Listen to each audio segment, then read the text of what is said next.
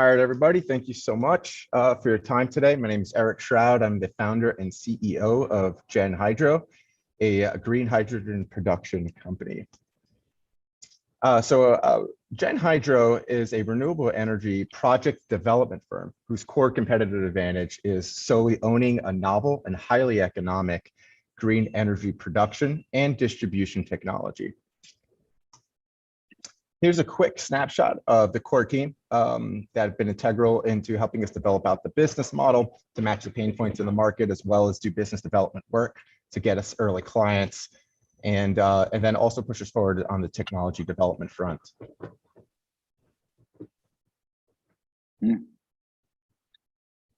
Oops.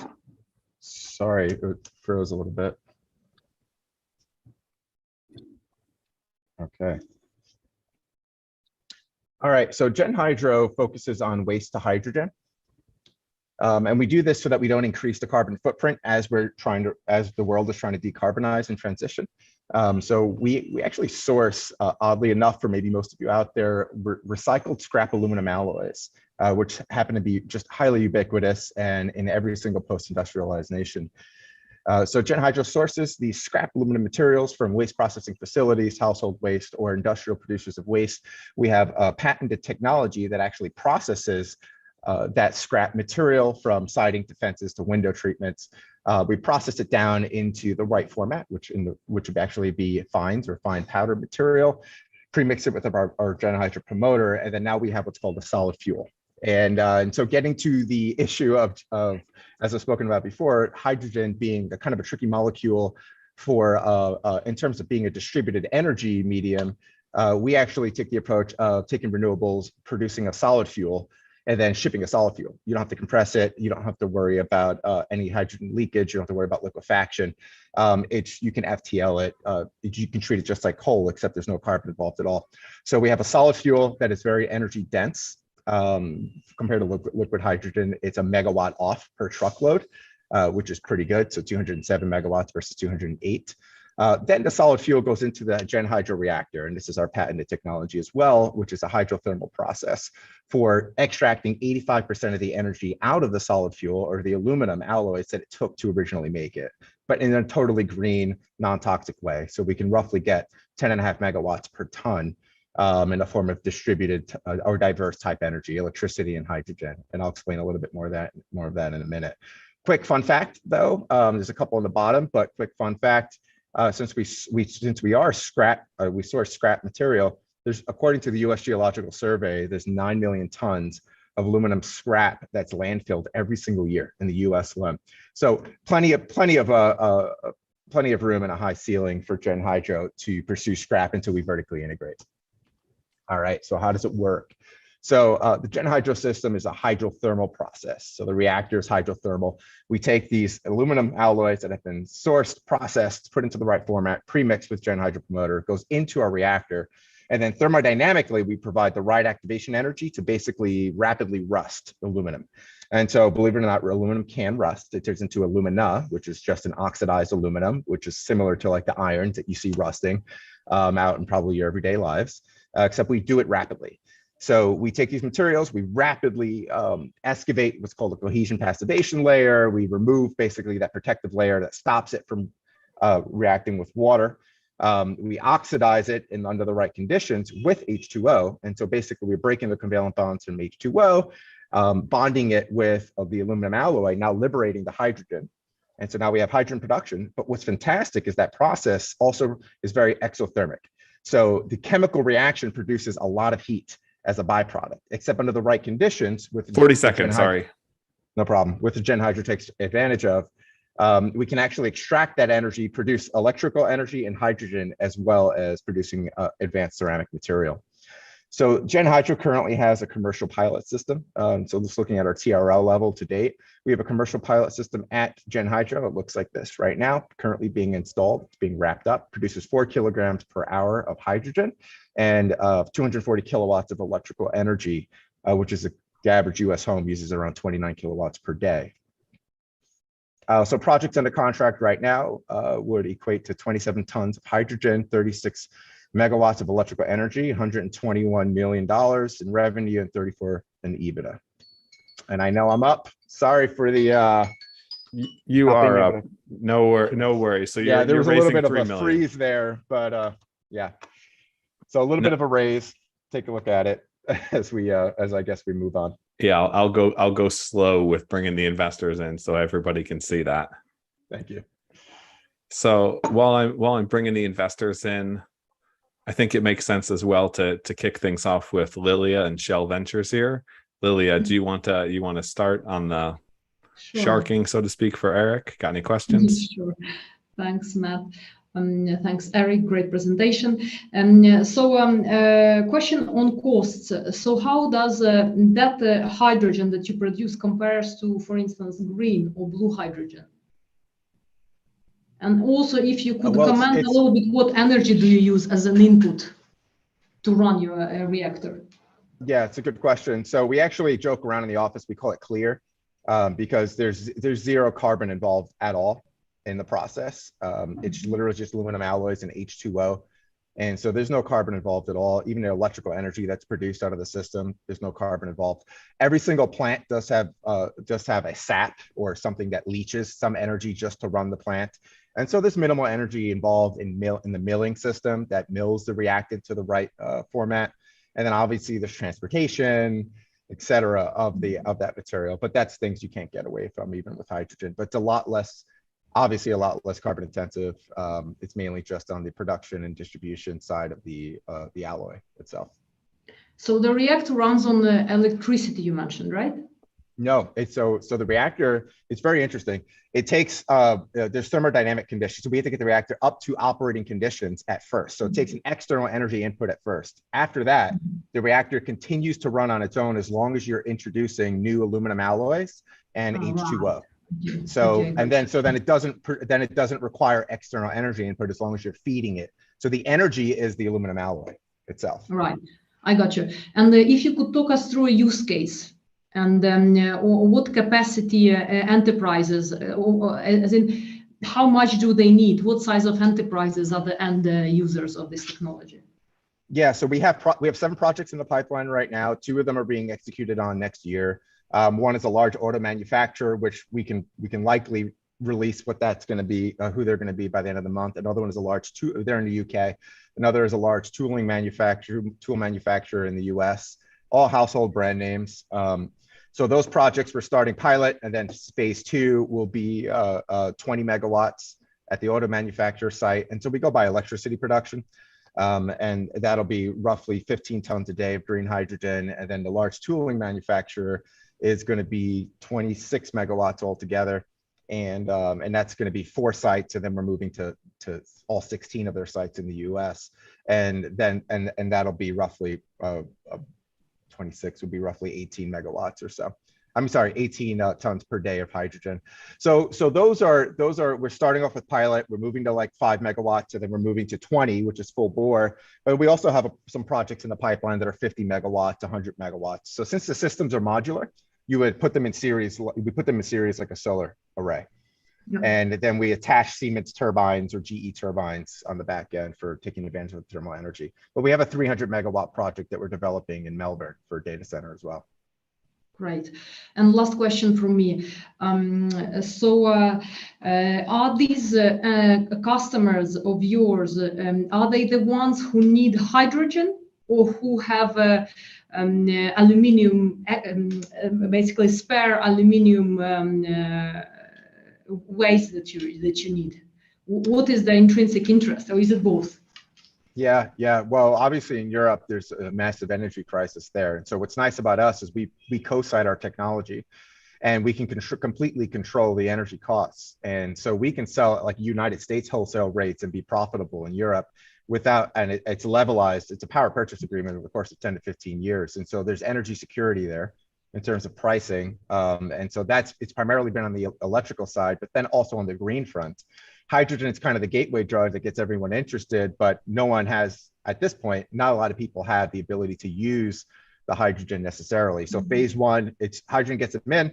And then we end up talking about their electricity, converting them over 100% to baseload green renewable energy for electricity. But then we also, after that, we go into the discussion of converting over their existing operations wherever we can to using hydrogen on site, which also saves cost on having the virtual pipeline, having to ship and distribute.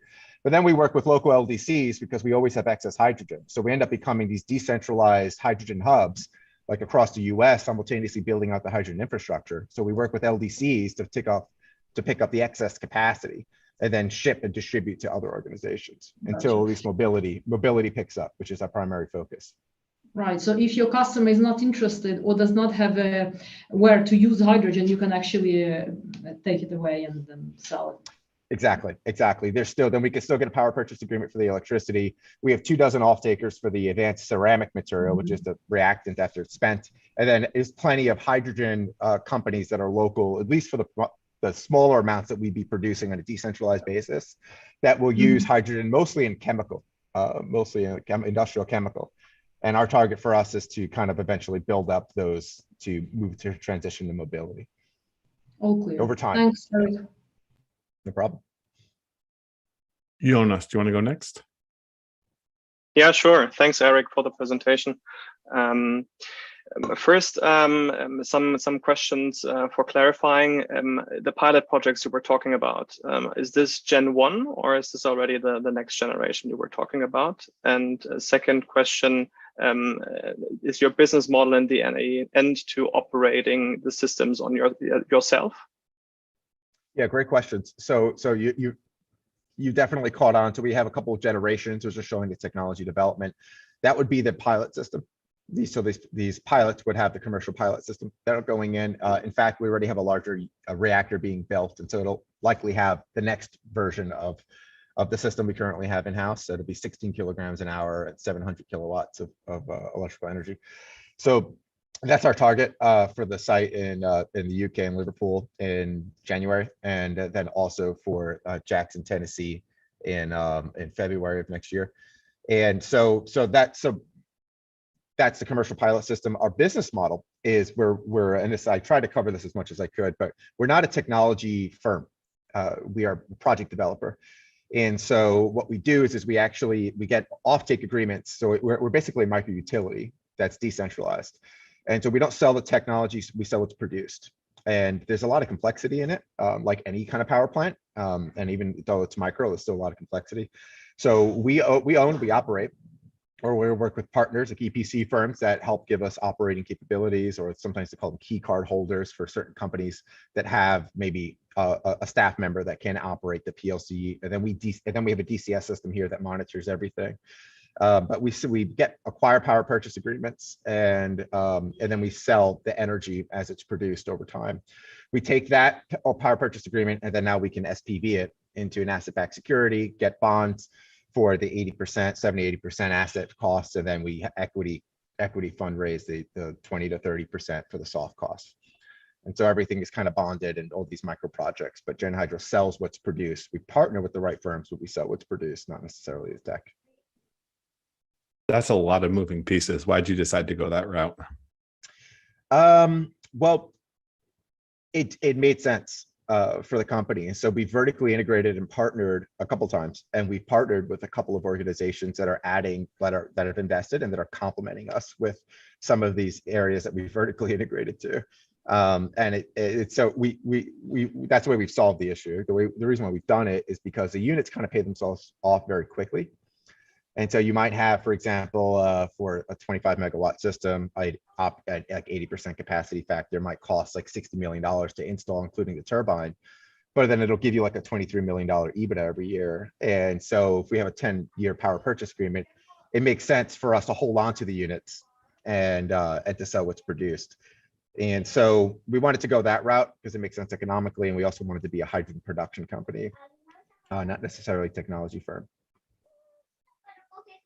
I didn't mean to steal your spot, Jonas. Do you have any more questions for Eric? I have, but I would like to go to give the mic to Thore first. Okay. What is your main input cost there? So you said aluminum in the beginning, right? Yeah, so we source alloys. In some cases, if we're sourcing from municipal waste processing facilities, we actually get paid to take the trash away. And so we get a tipping fee, but actually our whole model is based off of having to pay for it, which would be the scrapyard level, so industrial producers. And right now we're looking at roughly $700 to $800 a ton. It's a hedge against the elemental aluminum cost and the LME, London Metal Exchange. So it's like roughly 20% is what the secondary markets charge for scrap aluminum. So it's all based off of that. We haven't built in any subsidies or grants or anything, or even tipping fees, because we wanted to make sure that if the markets fluctuated and changed, we could still be profitable. And then when I looked at the website, the size of the machines, what are we looking at there? Yeah, they're pretty small footprint for what they produce. So even the next gen, so the pilot system, which is a micro utility, so it includes not just the reactor, but then the balancer plant. It's roughly 7x5 on a skid. The reactor itself is roughly the footprint of a Coke machine, and it gets taller, as we go down the line from, like, let's say the iPhone 1, iPhone 2, like GH1, GH2, and so it goes up to like right next one is 115 inches. One after that is like 180, but still roughly the size of a footprint of a Coke machine. Okay, cool. Thanks. If I may, real quick, Matt, one more thing I'd like to add to your question. The other reason why we decided to go this route for owning and operating is because it reduces a lot of friction for our customers. So now we can work with auto manufacturers who aren't in the energy business and provide them with a decarbonizing energy solution by providing all the CapEx. All we need is a power purchase agreement, and then also owning and operating for them. And so it's reduced a lot of friction going this route as well, in addition to being more economical for the company. I got you. One question I have for you is what's your story and why are you doing this? It's a good question. How much time do we have? So I actually got into hydrogen in 2010. The technology's been under development for about 12 years. I am not traditionally trained in engineering, chemical engineering, or physics, but I kind of moonlighted in it. And so I tell everyone I got 6 years worth of schooling and 12 years worth of just experience in doing it. Built my first electrolyzer in 2012, but I got into it for mobility. I was interested in classic vehicles. I had a 72 Mustang, 75 Datsun, and I converted my Datsun to hydrogen by just building an electrolyzer. But it seemed kind of silly to go the electrolyzer route. Sorry if there's anyone who does electrolyzers on the call. Primarily because you have to start off with a potential energy, and then for like fossil fuel, and by the time you get to hydrogen, you're at like 15%, and insane costs. So it just didn't seem to make sense. So I started to pursue the same route that fossil fuels, starting off at a potential energy source that was green. And that's when I got into aluminum alloys, read a DOE article where they said it wouldn't work. We ended up solving all those issues around scale and techno-economics, and then now formalizing the GenHydro. So that quick 2-second story on why I'm interested and how we got here. And who's the tech genius behind it? Well, I started the technology, developed it for almost a decade by myself, and then started to hire PhDs that were just much more capable of commercializing it out of the petrochemical space. And so oil and gas, petrochemical primarily though. So now we have a team of PhDs that have helped just refine the chemical aspect of it and then scale it up into an industrial system. Brilliant and also modest. Any other questions for you, Jonas? Yeah, sure. Maybe one last question. What are, in your opinion, the bottlenecks and challenges in the commercialization of your product? That's a good question. We have had zero issue. Every time we pitch to a client, they want it. And like I said, huge household brand name. So we seem to have a good mousetrap, good model. I'd say some of the biggest challenges for us at this point would be some of the logistics. So we don't have logistics capabilities in-house. And so we're working with an outside firm that has industrial scale logistics expertise, and that would be for sourcing the scrap material and aggregating. And then we can process it from there. But then they're still distributing. So we do regional processing facilities that then we would aggregate to, then distribute to all of our decentralized hydrogen production plants, call them, with our clients. So I'd say there's a little bit of that is a little bit of that needs maybe a little bit more attention and work. And we're in a hiring spree, so that's helpful.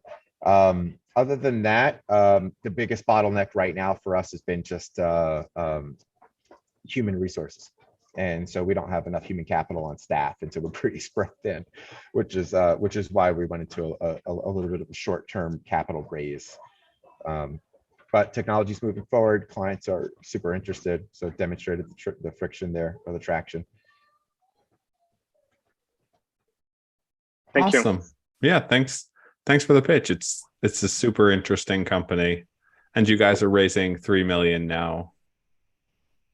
Correct. 3 million short-term capital raise for like the short-term needs, staffing, equity finance, a portion of the project that we have coming up next year as well. When's the Series A planned? So there's a little bit of a hiccup. We had somebody who had committed to closing this kind of seed B round 6 months ago, but they had trouble just raising their own capital. And so now we're kind of scrambling a little bit. And we've got some people in the pipeline, and it's looking like it'll be fine. But the Series A was planned to start like September 15th. So we're a little back to back, and kind of what we're trying to do is incentivize. We've made a lot of progress. So we're trying to incentivize people for a short-term capital need with a previous valuation. So it's a little bit of a discount. And then now we have all these projects in the pipeline, and a lot of technological development. And so kind of almost immediately go into a nice 4x return there. Nice.